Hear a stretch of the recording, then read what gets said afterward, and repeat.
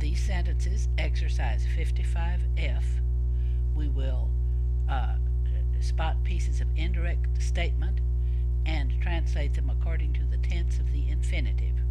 In sentence number 1, we see that the infinitive uturum esse is a future infinitive. That means that the action of helping will take place after the action of understanding.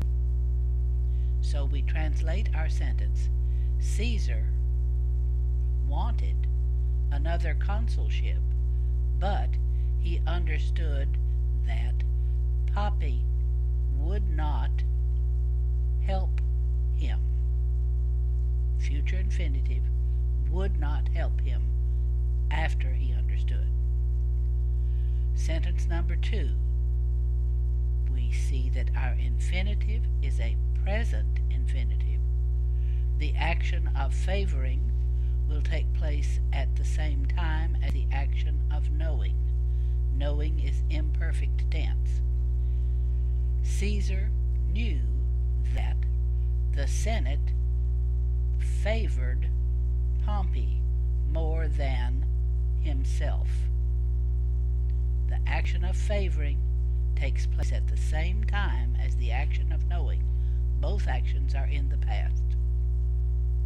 Sentence number 3, we see that our infinitive is a perfect active infinitive.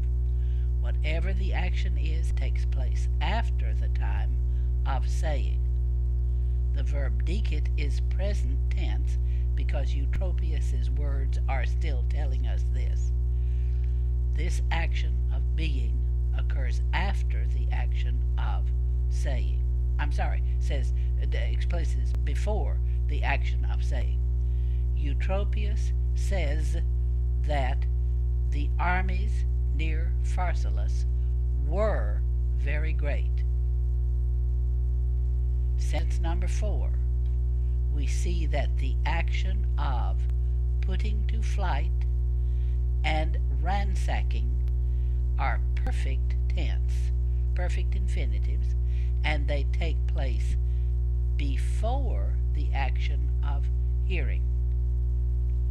Therefore the sentence reads, the Roman citizens heard that Pompey had been put to flight and his camp had been ransacked. These two actions occurred before the Roman citizens heard about them. Sentence number 5. We see that our infinitives are fore and daturum esse. Both are future infinitives. Fore is the alternative for futurum esse, the future infinitive of soon. So the action of being and of giving are going to take place after the action of believing. Pompey believed that King Ptolemy would be a friend to him and would give him help. Therefore, he went to Alexandria. In sentence number 6, we see that the infinitive lacrimavisse is a perfect infinitive. Therefore, the action of weeping occurs after the action of being clear. The action of being clear, it is a clear, is present tense and present time. At this point in time, it is clear that Caesar, beholding the head of Pompey, shed tears. This action occurred before the action of being clear. It is clear that he shed. Sentence number 7. The infinitives are ocipsum esse and mortuum esse. Both are perfect infinitives. Therefore, the action of killing, the action of dying, took place before the time of the main verbs. Eutropius says that Caesar was killed in the Senate house, But we know, in truth, that the dictator died in Pompey's theater. Sentence number 8, the infinitive is a perfect infinitive. Therefore we know that the action of conspiring occurred before the action of saying. It is said that 60 senators conspired against Caesar. The action of conspiring occurs before the action of saying.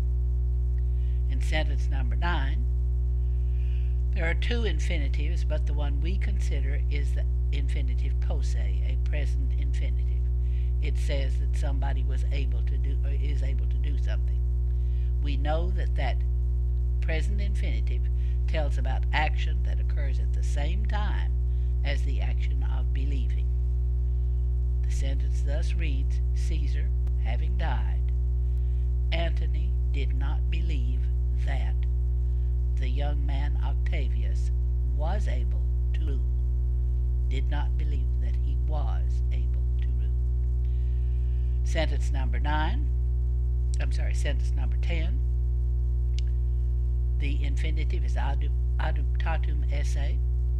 It is a perfect passive infinitive. We know that it takes place before the action of knowing. All know that Octavius was adopted by Caesar's will. The perfect infinitive tells about action that occurred before the action of the main verb. They know that he was adopted. And that is those are the sentences and how they observe the rules of sequence of tense with infinitives.